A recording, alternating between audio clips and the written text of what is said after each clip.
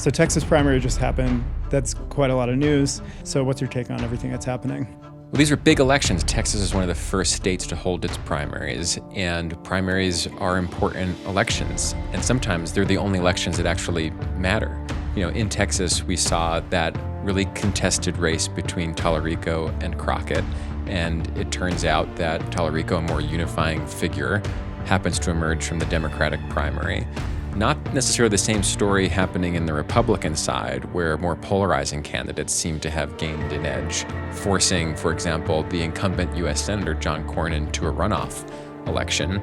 And down ballot, the first incumbent, Dan Crenshaw of the cycle, actually lost his primary to a further right challenger. In so many ways, I think Texas actually demonstrates the primary problem. What we see is that despite 18 million voters being registered in Texas, it was really just 17%.